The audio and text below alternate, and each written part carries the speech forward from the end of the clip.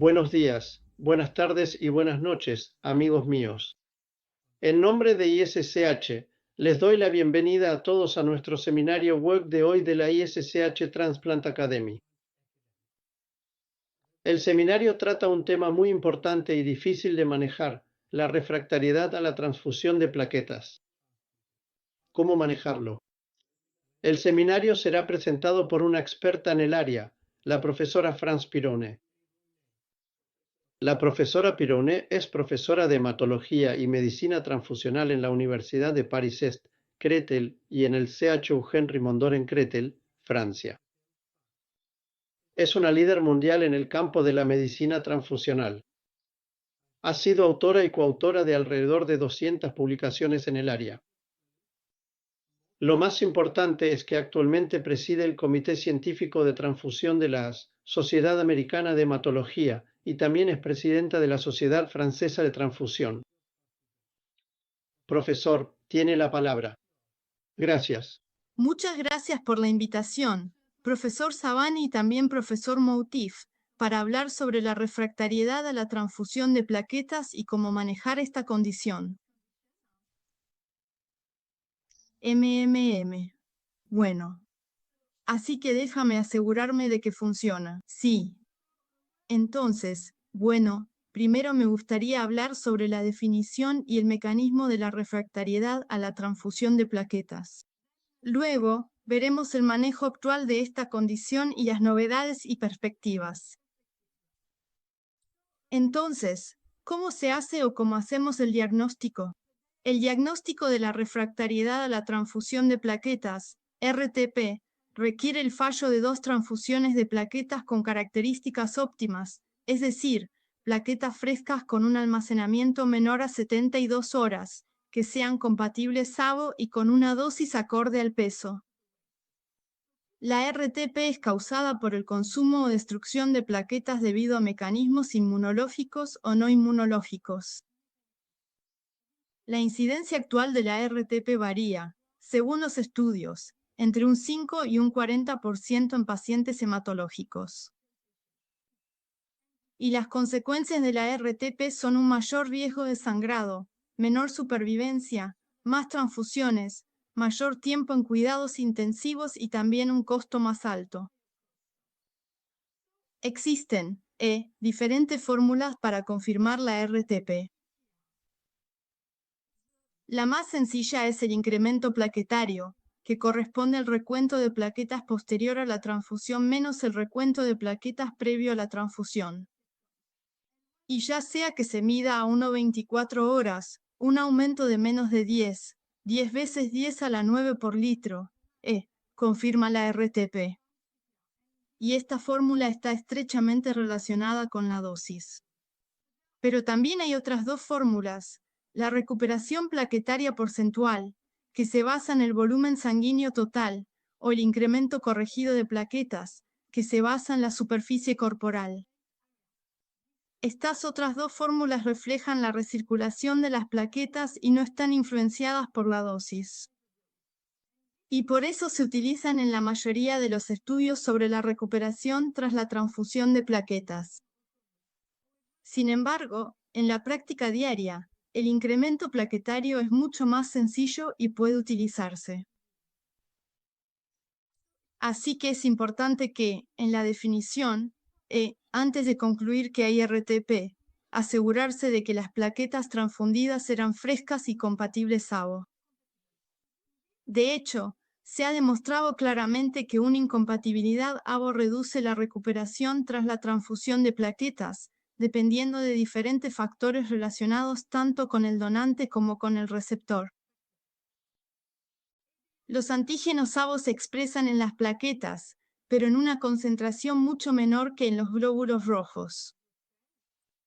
Y esta expresión varía según diferentes parámetros: el donante, la duración del almacenamiento, los subgrupos AVO. Y además, los anticuerpos naturales anti-A y anti-B del receptor también varían según la edad, el sexo e incluso la estación del año. Una incompatibilidad de AO generalmente se asocia con la peor respuesta transfusional. Y también la duración del almacenamiento es un factor clave. Las plaquetas más antiguas tienen una recirculación más baja. Así que la causa de las PTR es inmunológica solo en el 20% de los casos y no inmunológica en el 80% de los casos. Así que cuando se trata de una causa inmunológica, en el 80 al 90% de los casos se pueden encontrar anticuerpos anti-HOLA, y en el 10 al 20% de los casos, anticuerpos antiantígenos plaquetarios humanos. Y puedes tener ambos. Y en casos muy raros, puedes encontrar anticuerpos poco comunes, como por ejemplo el anticuerpo anti-CD36, que se produce en pacientes raros que no expresan CD36 en las plaquetas. Pero en el 80% de los casos, como mencioné, la causa no es inmunológica, y es importante tener eso en cuenta cuando veamos el manejo de la PTR. Así que, primero, hablemos de la PTR debida a la inmunización anti-HOLA. Los pacientes en riesgo de inmunización anti-HOLA son aquellos que han recibido muchas transfusiones y tienen neoplasias hematológicas, así como mujeres con embarazos previos. Después de 2 embarazos, la mayoría de las veces, la mujer produce anticuerpos anti-HOLA. Cuando el paciente tiene antecedentes de enfermedad renal o autoinmunización a glóbulos rojos. Así que la inmunización anti-HOLA después de una transfusión puede iniciarse por 3 vías, pero la más dominante es la vía indirecta, en la que la célula presentadora de antígenos del receptor internaliza la célula donante que expresa el antígeno HOLA, que son las plaquetas, pero también los glóbulos blancos, y presentan su antígeno al linfocito TCD4. Y por eso, la leucodepresión de los productos sanguíneos es eficaz para reducir la inmunización anti-HOLA y la PTR. Y esto fue demostrado claramente por el estudio TRAP, el ensayo para reducir la reinmunización a plaquetas. Y desde 1998, todos los productos sanguíneos en Francia son leucorreducidos, y en una encuesta reciente, se mostró que el 70% de los centros en esta encuesta reportaron leucodepresión universal. Así que los principales mecanismos de eliminación de plaquetas son la citotoxicidad dependiente de anticuerpos y la citotoxicidad dependiente del complemento. Sin embargo, también se han identificado otros mecanismos, como se ilustra en esta diapositiva, y el mecanismo es la destrucción de las plaquetas transfundidas que son deshialiladas por diferentes mecanismos, por diferentes anticuerpos, nuevamente con diferentes objetivos que inducen la transferencia de la enzima neuraminidasa, la cual destruye el ácido siálico en la superficie de las plaquetas. Y, en menor medida, se ha demostrado que las células TCD8 pueden producir el mismo efecto. Sin embargo, es importante recordar que la presencia de anti-HOLA en un paciente no significa el desarrollo de PTR. Muchos factores están involucrados, equilibrando la toxicidad, como la expresión variable de HOLA en las plaquetas entre los diferentes donantes, el polimorfismo del receptor Fc gamma y IA en el macrófago, el patrón de glicosilación de la Ig, el título de anticuerpos y, también muy importante, la capacidad para activar el complemento. Sin embargo, como mencioné al principio, al manejar la PTR, debemos recordar que los factores no inmunológicos son los más frecuentes, entre ellos, la eliminación acelerada de plaquetas, en la anemia hemolítica microangiopática, cuando hay una coagulación intravascular diseminada, e ICH, también cuando hay una esplenomegalia con secuestro esplénico, fiebre, infección, y no olviden un sangrado activo también como causa no inmunológica. Además, muchos medicamentos también están implicados, como la anfotericina B y muchos otros. Así que hay una amplia variedad de mecanismos para explicar esto, como una interacción directa entre las plaquetas y el patrón molecular asociado a patógenos, y también los neutrófilos y los tipos extracelulares de neutrófilos que inducen apoptosis, pero también la deshidratación de las plaquetas. Así que sabemos que los pacientes oncológicos suelen tener la mayoría de estos factores de riesgo en común. Y en este estudio, en pacientes oncológicos trombocitopénicos ingresados en cuidados intensivos, podemos ver que los determinantes de la respuesta a la transfusión de plaquetas corresponden en gran medida a causas no inmunológicas. Y en ese estudio, se encontró que muy pocos pacientes tenían antiola como causa de la refractariedad a la transfusión de plaquetas. En otros estudios sobre pacientes oncohematológicos en fase terminal, también se observó que el intervalo entre dos transfusiones disminuía progresivamente, con muchos más pacientes con refractariedad a la transfusión de plaquetas a medida que se acercaban a la muerte, un periodo durante el cual estos pacientes acumulan una gran cantidad de causas no inmunológicas. Ahora bien, dados estos diversos datos sobre los mecanismos, ¿cuál es el manejo actual de la refractariedad a la transfusión de plaquetas? Una evaluación inicial de la causa de la refractariedad a la transfusión de plaquetas puede hacerse fácilmente analizando la cinética del recuento plaquetario post-transfusión a la 1 y a las 24 horas. Así que verán la curva negra, que representa la recirculación esperada, el patrón de la curva, y en el caso de una causa inmunológica, la curva azul. El rendimiento plaquetario se reduce inmediatamente o incluso está ausente después de 1 hora. En cambio, en el caso de una causa no inmunológica, la curva roja, el rendimiento inicial es menor que el de la curva esperada, pero aún está presente con un recuento plaquetario que disminuye gradualmente hasta las 24 horas.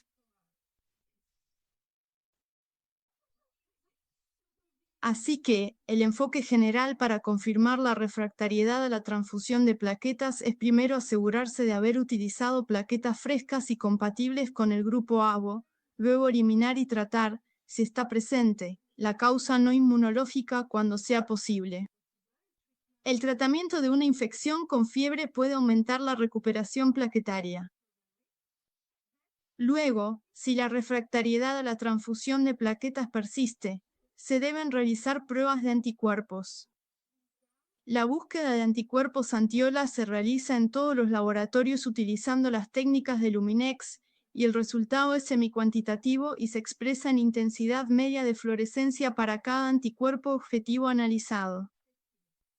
Sin embargo, el umbral de MFI por encima del cual los anticuerpos antiola se consideran implicados varía entre laboratorios, ya que no existe una estandarización interlaboratorial, sino que cada laboratorio tiene su propia estandarización. Luego, cuando los antiolas son positivos, se realiza el genotipado ahora del paciente para confirmar la reinmunización. A veces no es necesario porque ya se ha hecho cuando el paciente está en el contexto de un trasplante de células madre. Y en caso de que los antiolas sean negativos, se pueden buscar anticuerpos antiantígeno plaquetario humano utilizando la técnica MIPA. Pero algunos laboratorios, como es el caso en Francia, por ejemplo, realizan ambas pruebas al mismo tiempo.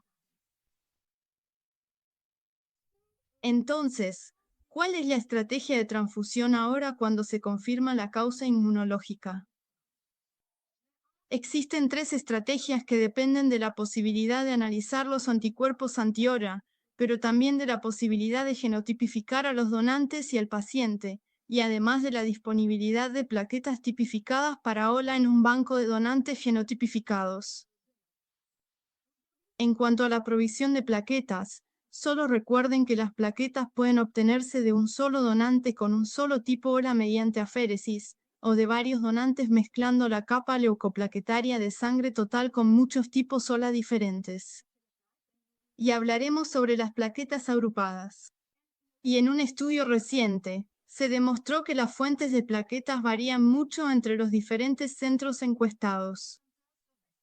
En el 10% de los centros, el 90% de las plaquetas provenían de aféresis. En Francia, por ejemplo, Solo el 30% son plaquetas por aféresis, pero casi todas están tipificadas para OLA. En Estados Unidos, la mayoría de las unidades de plaquetas son por aféresis. Así que hay 3 estrategias cuando se identifican anticuerpos o solo se sospechan por la cinética si no se dispone de evaluación anti-OLA. Y la primera es la estrategia de cross-match o prueba cruzada. En esta estrategia, el suero del paciente se prueba contra un panel de plaquetas disponibles mediante un ensayo de adherencia en fase sólida para determinar la compatibilidad. Así que es rápida. No es necesario realizar genotipificación OLA ni pruebas anti-OLA.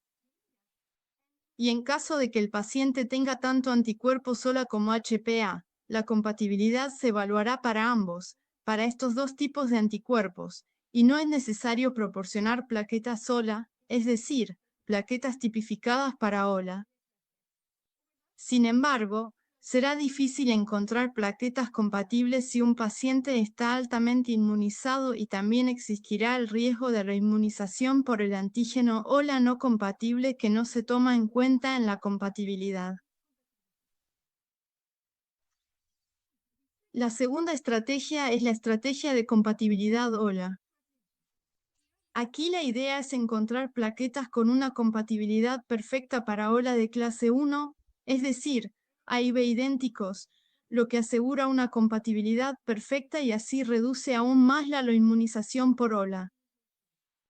Sin embargo, se requiere el genotipado OLA del paciente y también la provisión de plaquetas OLA con un gran número de donantes tipificados para OLA. Y esta estrategia para encontrar plaquetas idénticas requiere una población de donantes homogénea. Finalmente, la última estrategia, que es la que se utiliza comúnmente en Francia, es la estrategia de compatibilidad OLA. Esta estrategia se basa en antígenos permitidos, utilizando plaquetas que carecen del antígeno contra el cual se han producido anticuerpos. Con esta estrategia, habrá una mayor variedad de unidades de plaquetas disponibles en comparación con la estrategia anterior. Sin embargo, también es necesario disponer de plaquetas tipificadas por OLA, lo que conlleva un mayor riesgo de inmunización adicional contra antígenos que no se han tenido en cuenta. Y si el paciente está altamente inmunizado, el grupo de donantes disponibles se verá reducido. Entonces, en pacientes poliinmunizados, cuando todas las estrategias fallan, ¿cuáles son las estrategias alternativas? Primero, en estos casos realmente se recomienda evitar la transfusión profiláctica de plaquetas y, por lo tanto, se necesita un monitoreo cercano del paciente. Las plaquetas solo se administrarán si hay sangrado. Entonces, si no se puede evitar la transfusión, ¿cuáles son las opciones? La primera posibilidad es elegir las plaquetas menos incompatibles, que podamos usar primero. Entonces, ¿qué significa eso? Puede significar transfundir plaquetas incompatibles con OLA a pesar de la presencia de uno o bajo nivel de anticuerpos donantes específicos detectados en el MFI con el Luminex. Otro parámetro que también se puede tener en cuenta es el CRE. Los CREC son los grupos de reactividad cruzada y hay algunos anticuerpos que se encuentran, pero sabemos que también pueden reaccionar con otros antígenos. Y tal vez, si tomamos eso en cuenta, tendremos un mejor rendimiento para la recuperación de las plaquetas. Y también, en algunos reportes de casos, se ha demostrado que usar plaquetas agrupadas con muchos tipos de OLA, no todos los objetivos de los anticuerpos, podríamos tener un incremento marginalmente mejor en el recuento corregido. Una segunda posibilidad es encontrar la plaqueta con el OLA más parecido, y las encontrarás principalmente en miembros de la familia. Sin embargo, si un paciente está programado para un trasplante de células madre, para una célula falciforme,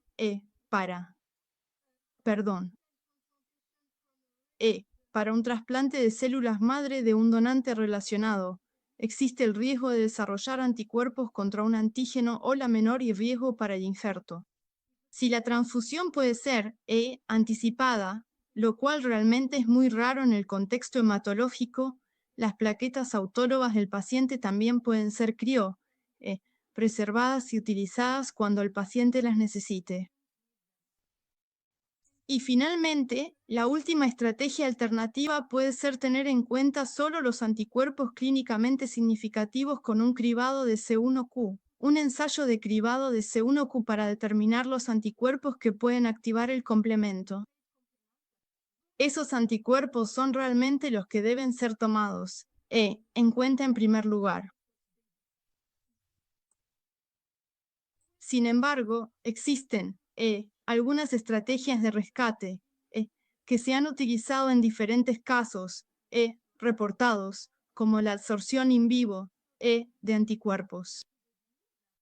De hecho, la idea es deshacerse de los anticuerpos, y con la estrategia de absorción in vivo, aquí tienes el primer ejemplo.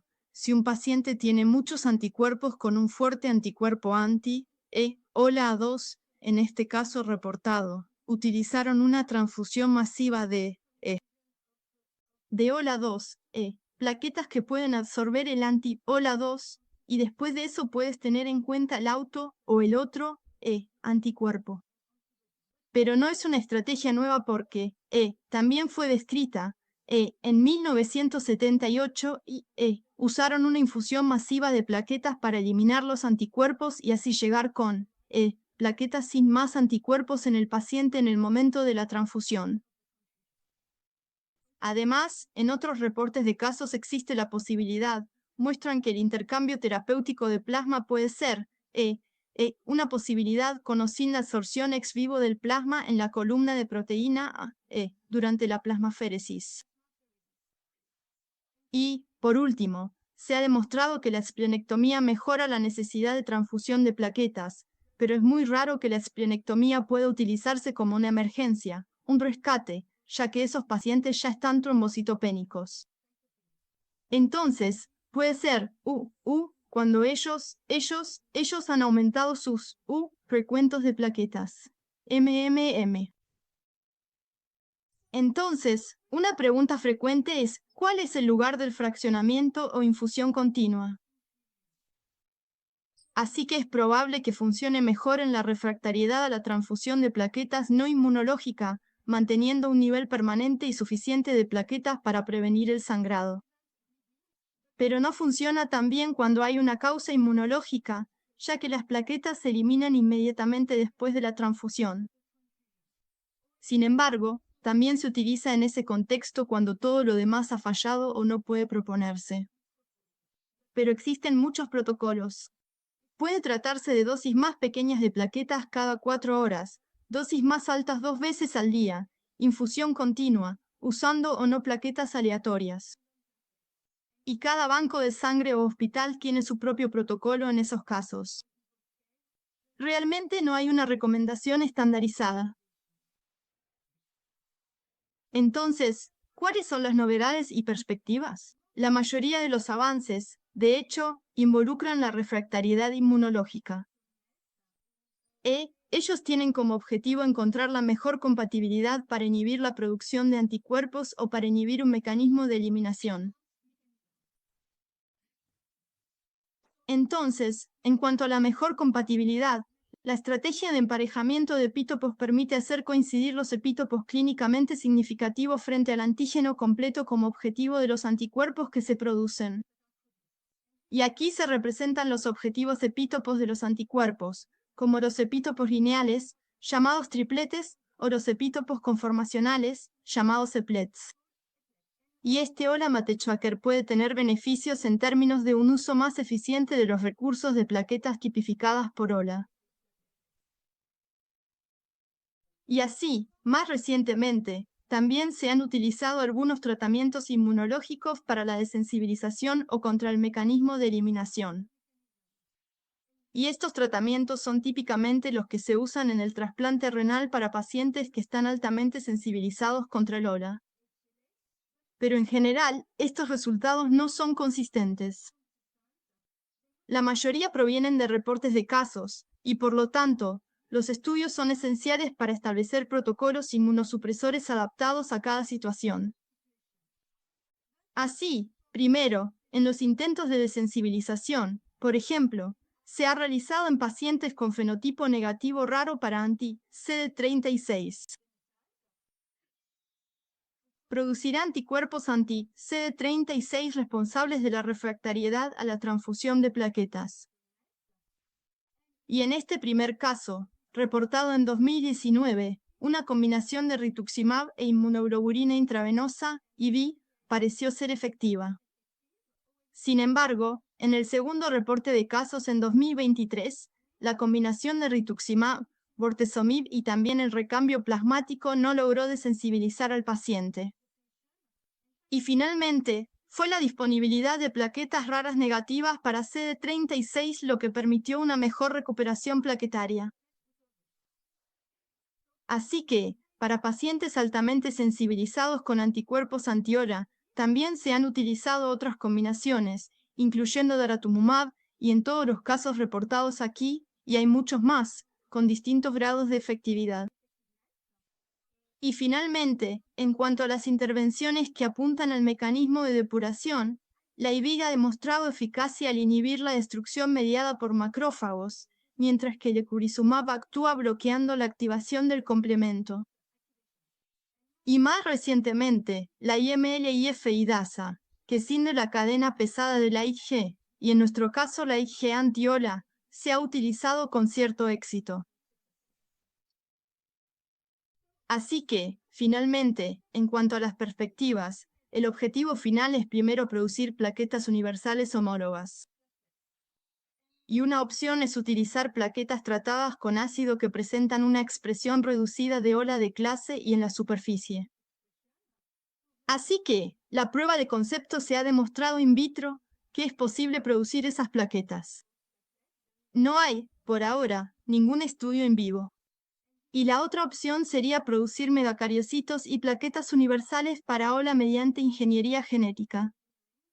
También existen pruebas de concepto, pero no hay estudios in vivo para este producto.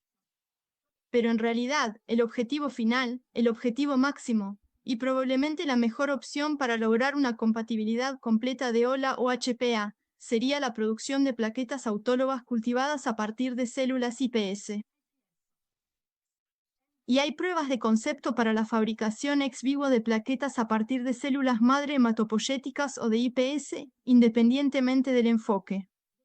El problema es que la producción de plaquetas in vitro enfrenta el desafío de un bajo rendimiento, lo que actualmente no permite producir el equivalente a una sola unidad de plaquetas.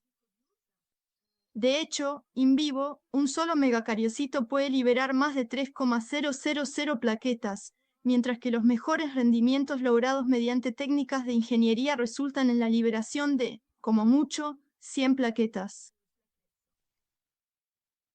Así que, para concluir, la refractariedad de las transfusiones de plaquetas, PTR, es una preocupación importante para los pacientes que requieren transfusiones frecuentes, especialmente en hematología y oncología. Así que la refractariedad a la transfusión de plaquetas es un desafío clínico importante que realmente requiere un enfoque multidisciplinario, y las causas no inmunológicas siguen siendo las más frecuentes. Así que la estrategia de manejo incluye primero identificar la causa subyacente, con un enfoque principal, como acabo de decir, en la causa inmunológica y su tratamiento, comunicarse con el laboratorio para realizar pruebas de OLA y evaluar el impacto clínico de los anticuerpos, es decir, aquellos que deben ser tomados en cuenta, y también contar con un inventario de unidades de plaquetas OLA.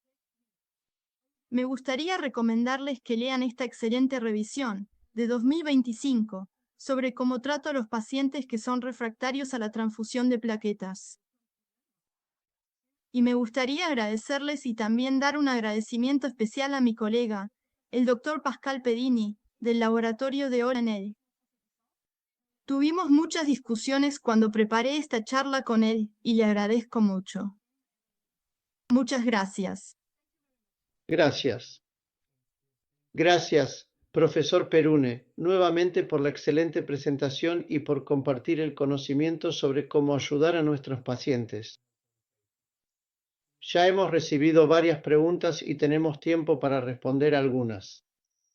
La primera pregunta es sobre conceptos erróneos acerca de la transfusión. ¿Sabe? El ejemplo que dan es que un paciente tiene fiebre durante los últimos 4 días y mantengamos el umbral de transfusión de plaquetas profiláctica más alto, más de 20 en lugar de 10. Es una práctica correcta. ¿Cuáles son tus comentarios? Fiebre persistente, recuento de plaquetas inferior a 10.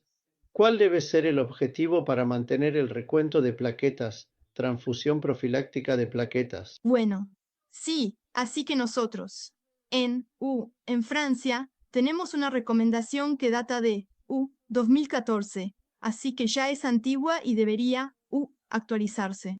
Sí, generalmente cuando hay fiebre, el umbral es 20, como dijiste, 20 gigas.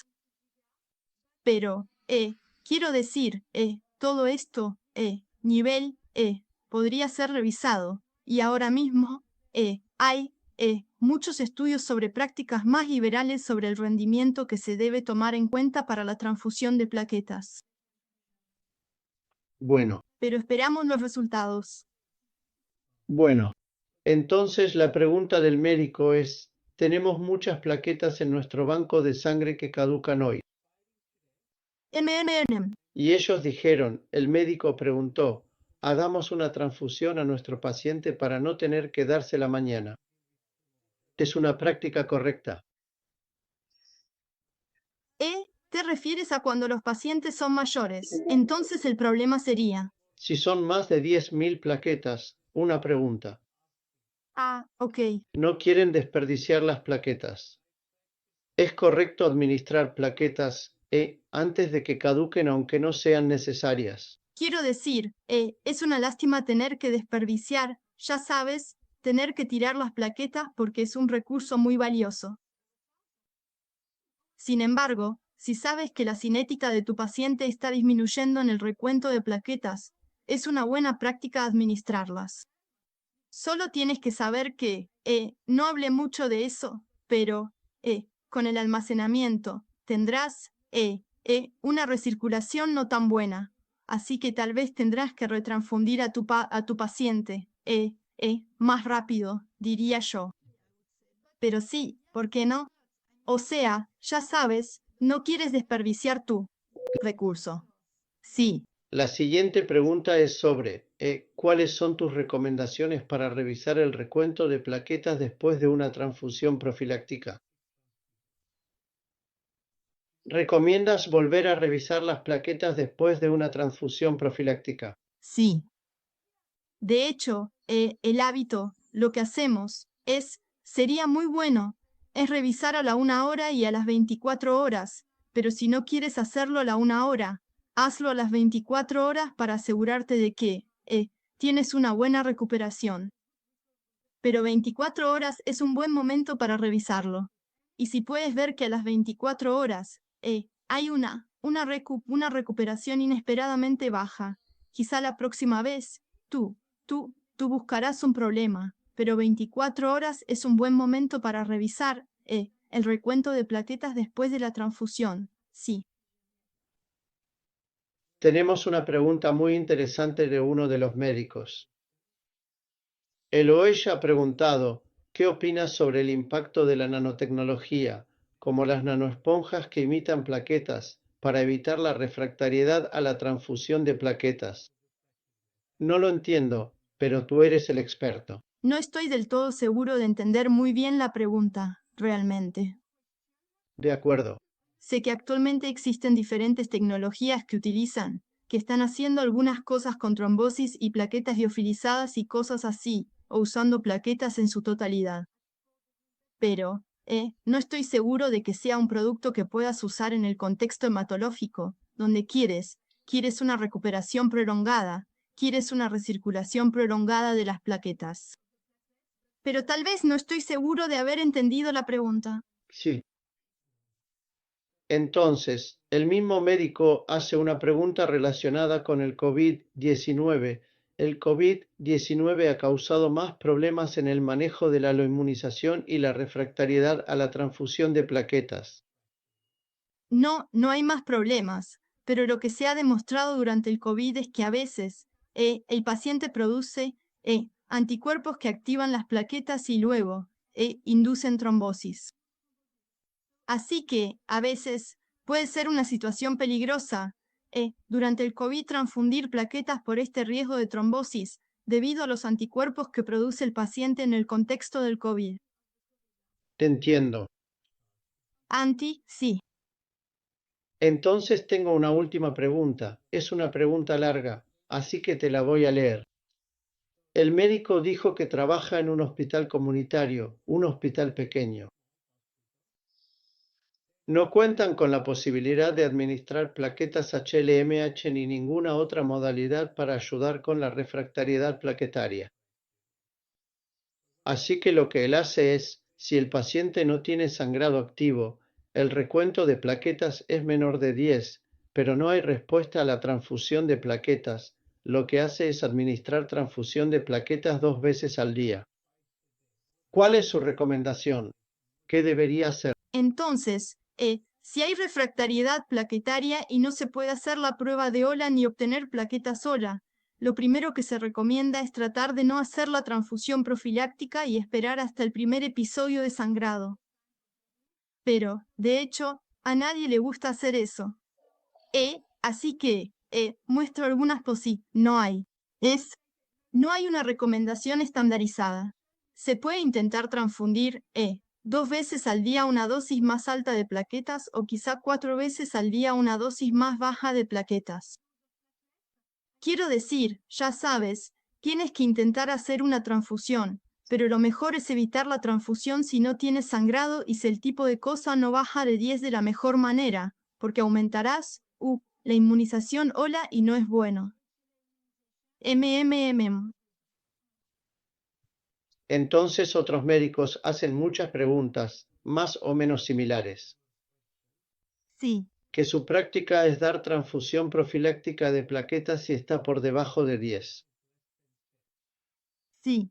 ¿Cuáles son las condiciones que consideras cuando hay que aumentar el umbral de transfusión de plaquetas a 20? ¿Algún ejemplo? ¿Tienes alguna recomendación? Sí, las hay. Si el paciente está bajo tratamiento con antiinflamatorios, como aspirina, por ejemplo, o si hay fiebre o algún tipo de tratamiento que sabemos que disminuye la recuperación de plaquetas, como la anfotericina B, o si hay este tipo de cosas que sabemos que provocan, ya sabes, una mala recuperación de plaquetas, de hecho. Pero la fiebre, realmente, la fiebre por inflamación, la infección, es realmente una situación, una condición en la que es mejor aumentar el nivel, sí, a 20. Y esta es, casi una última pregunta similar. Un paciente está en postrasplante con una embolia pulmonar reciente. Necesita anticoagulación terapéutica, pero el recuento de plaquetas es bajo. ¿Cómo manejamos la anticoagulación y qué umbral de plaquetas recomienda? Entonces, quiero decir, no puedes, tienes que continuar, si lo necesitas, plaquetas. Tratamiento anticoagulante. Así que puedes, realmente depende. Por ejemplo, si tienes que hacer un gesto invasivo, no sé la palabra si tienes que hacer algo que pueda hacer que el paciente sangre, tienes que aumentar tú. Hasta 50.000, por ejemplo. Pero puedes quedarte en 20 si no hay ninguna condición en la que sepas que harás sangrar a tu paciente, ¿sabes? Bien, bien. Una vez más, gracias por tanto. Yo también aprendí mucho. Soy un médico de trasplantes con práctica y mucha refractariedad plaquetaria. Gracias. Sí. Gracias de nuevo. Yo quería Muchas gracias. agradecer también a toda nuestra audiencia en vivo por unirse al seminario web y para aquellos que no pudieron participar. La grabación completa del seminario estará disponible en el sitio web de ISCH. Solo busquen el sitio web de ISCH en Google. Esto está en línea con nuestra misión de Hematología sin Fronteras. Cualquiera puede ver todas las grabaciones pasadas desde cualquier parte del mundo y en cualquier momento. Nuevamente, gracias a todos y gracias, profesor. Muchas gracias por su invitación. Adiós. Gracias.